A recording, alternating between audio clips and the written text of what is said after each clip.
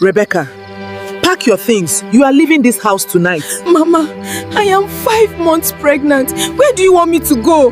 That is not my concern. My son deserves better than a barren pretender.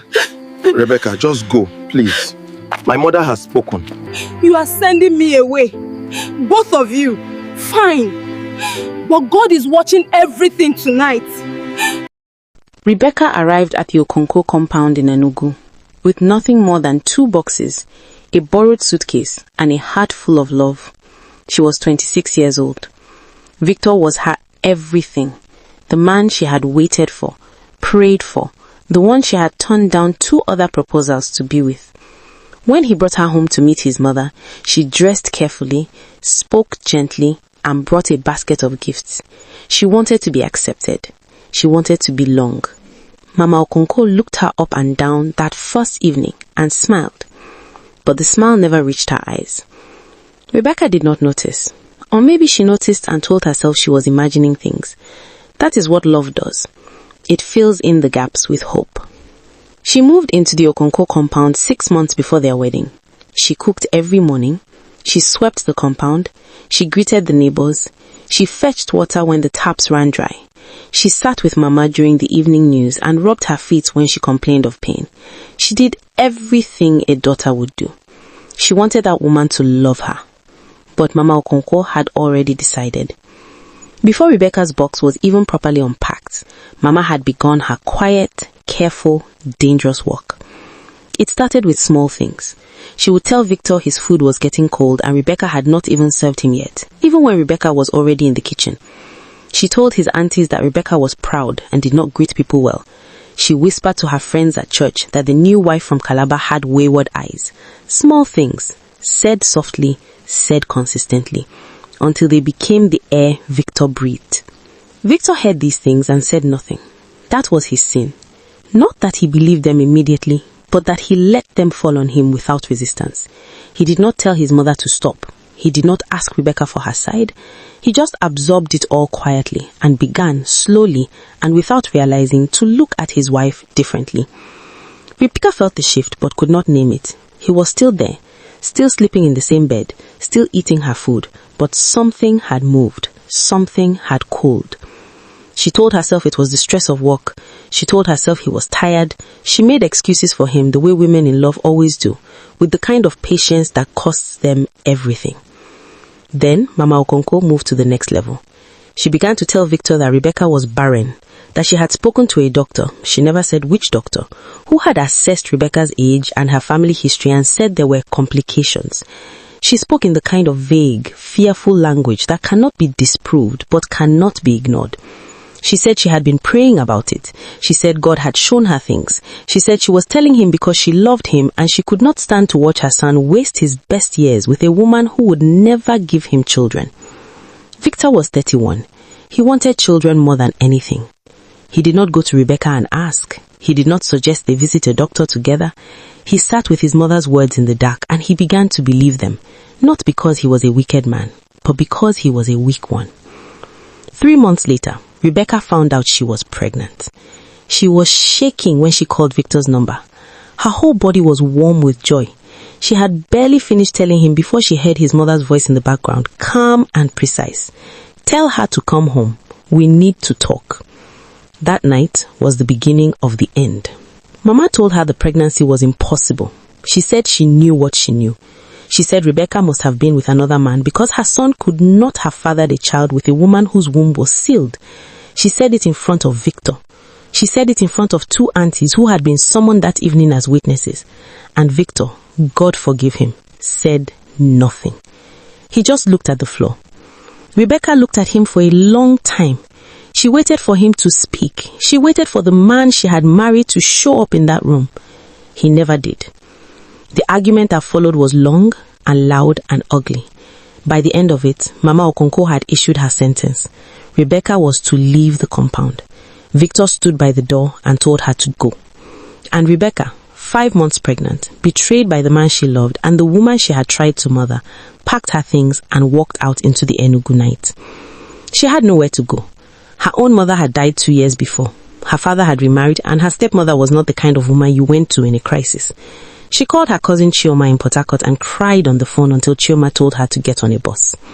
She got on the bus. She arrived in Port Harcourt with swollen feet and dry eyes. She had cried everything out on that road. What was left was something harder, something quieter, something that would take years to understand, but that was already at work inside her. The decision, made not with noise but with stillness, to survive. Chioma took her in without complaint. She gave her a room, shared her food, and never once made her feel like a burden. When Rebecca's son was born 3 months later, a healthy, loud, beautiful boy she named Emmanuel, Chioma was the one who held her hand and prayed. Victor did not come. He sent a message through his cousin 2 weeks after the birth. A brief, awkward message saying he hoped she was well and that perhaps when things were calmer, they could discuss the situation. Rebecca read the message once. She did not reply. She deleted it. And then she got up, fed her son, and went back to the small notebook where she had been writing her business plan. Because Rebecca had not been sitting idle since the night she was thrown out. In those months of pregnancy, lying awake in Chioma's spare room when sleep refused to come, she had been thinking. She had worked for 3 years in a catering company before she married Victor. She knew food. She knew flavor. She knew how to cook for 20 people or 200. She watched how the business worked, where money moved, how orders were placed, and what made clients come back. She had no startup capital, but she had her hands and her name. She started small. Chioma spread the word among her friends. Rebecca cooked for a small birthday party, then a naming ceremony, then a wedding introduction. People began to call her. She reinvested every naira she made. She slept little. She walked constantly. She did not spend money she did not have to spend. Every surplus went back into the business. Emmanuel grew. Rebecca grew with him. By the time his son was walking and calling her mama in that particular way that breaks a mother open with love, Rebecca had moved out of Chioma's spare room and into a small flat she was renting by herself. Her catering business had a name, Emmanuel's Kitchen, and a reputation that was spreading quietly but surely across Port Harcourt. She hired her first staff member when Emmanuel was 2 years old, her second when he turned 3. She began supplying food to 2 corporate offices. She got a contract with a private school for daily lunch provision. The money was not yet enormous, but it was consistent and it was hers. Fully, completely, unambiguously hers. And nobody could come and tell her she had to leave. That knowledge alone was worth more than any amount. 5 years passed. In Enugu, things had not been going well for the Okonkwo family. Victor, following his mother's counsel, had remarried quickly, a woman from a family his mother approved of. There was a wedding, there were photographs, there was a reception at a hotel in GRE, and then gradually the cracks appeared. His new wife, Adaeze, was educated and sharp, and had a family of her own who did not bow to Mama Okonkwo the way Rebecca once had. When Mama tried her old methods, the whispering, the subtle manipulation, the slow poisoning of the air, Adaeze pushed back. Loudly. Publicly. She told Victor in plain terms that she would not be managed by his mother. She told Mama Okonkwo directly, in front of the entire extended family at a Christmas gathering, that she was a grown woman and would be treated as one. Mama Okonkwo was humiliated. She went to Victor with her grievances and discovered too late that she had spent so much of his capacity for compliance on Rebecca that there was none left. Victor was tired. He had never been a man who wanted conflict. He wanted peace, and peace no longer lived in his house. The marriage to Adaeze lasted 3 years before she walked out. By then, Victor had lost his job at the construction firm after a project dispute. He was living off savings that were draining faster than he could replenish them. His mother had developed a serious illness, a kidney condition that required regular treatment and medication that was expensive and consistent. His siblings were all managing their own lives, and their willingness to contribute financially had its limits. The Okonkwo compound that had once felt powerful and imposing was now just a house with peeling paint and unpaid electricity bills. It was Mama Okonkwo's younger sister, an old woman named Auntie Nkechi, who had always been fond of Rebecca, who first made the call. She found Rebecca's number through Chioma and called on a Tuesday afternoon. She apologized before she even said why she was calling. She said she was ashamed. She said she had watched what was done to Rebecca and had not spoken up, and that she was sorry. She said Mama was sick. She said Victor was struggling. She was not asking for anything, she said. She just wanted Rebecca to know. Rebecca listened. She thanked Auntie Nkechi for calling. She said she would think about it. She thought about it for 2 weeks. She talked to Emmanuel, 7 years old now, all long limbs and serious eyes and her own mother's quiet dignity, and told him, in the simple language of a child, that his father's family were not well and that she was thinking of going to see them. Emmanuel looked at her and asked, with the directness that children have before the world teaches them otherwise, "Are they the ones that made you cry?" Rebecca was quiet for a moment. "Yes," she said, "they are." "Are you still sad about it?" he asked. "No," she said, and she realized, saying it, that it was true. The sadness had burned away a long time ago, somewhere on the road between the woman who had been thrown out of that compound and the woman who now sat in her own office and signed her own contracts. What was left was not anger either, it was just clarity. She drove to Enugu on a Saturday morning in her own car, a clean, dark-colored Toyota that she had bought with her own money. She dressed simply, no performance, no display. She brought Emmanuel with her. The compound looked smaller than she remembered. Mama Okonkwo was sitting in the parlor. She had lost weight. The illness had taken some of the force from her face. When she looked up and saw Rebecca standing in the doorway, something happened in her eyes, something that moved too fast to be named properly, but that was unmistakably the beginning of shame. Victor appeared from the corridor. He stopped when he saw her. He opened his mouth. He closed it. He looked at Emmanuel, his son, the child he had never held, and the expression on his face was one that no court in the world could have manufactured for him. It was real, and it was devastating, and it was completely, entirely his own doing. Rebecca sat down. She did not rush. She had not come to gloat.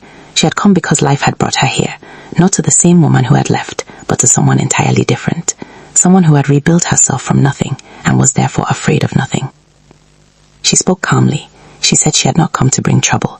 She said she bore no hatred. She said Emmanuel deserved to know where his father was from, and she had decided not to let her own pain deny him that. Mama Okonkwo began to cry. It was not the kind of crying that asks for forgiveness easily. It was the kind that comes after years of carrying a thing you cannot put down. Guilt that has cuddled slowly, realization that arrived too late, the particular agony of seeing clearly only after the damage is irreversible. She called Rebecca's name. She said she had been wrong. She said she had destroyed her own son's happiness with her own hands. She said she had been proud and foolish and wicked, and she was sorry. Rebecca looked at her. She did not cry. She had already done that crying 5 years ago on a bus in the dark. She said, "I forgive you, Mama, not for you, for me, and for Emmanuel." Victor tried to speak about the marriage. He started a sentence about mistakes and regrets. Rebecca stopped him gently. "Victor," she said, "that door is closed. What is open is Emmanuel. His relationship with you, if you want to build it, honestly and patiently, that I will not stand in the way of. But you and I are finished, not in anger, just finished." He nodded. He did not argue. There was nothing to argue with. Rebecca stayed for 2 hours. She drank the water they offered. She let Emmanuel sit with her grandmother, and she watched Mama Okonkwo hold the child she had tried to deny, and saw in the old woman's face the full weight of everything she had sacrificed for pride. When she stood to leave, the compound was quiet. She walked to her car. Emmanuel ran ahead and climbed in, already reaching for the radio. She opened the driver's door and paused for one moment, not looking back, just standing there, breathing the Enugu air. She had come as a girl they threw away. She was leaving as a woman who needed nothing from them. She started the car and drove. Drop your comment below. Should Rebecca have forgiven Mama Okonkwo, or was silence the better answer? Tell us what you would have done. If this story touched you, please like and subscribe. Share it with someone who needs it today. And drop a comment. We want to hear from you. God bless you.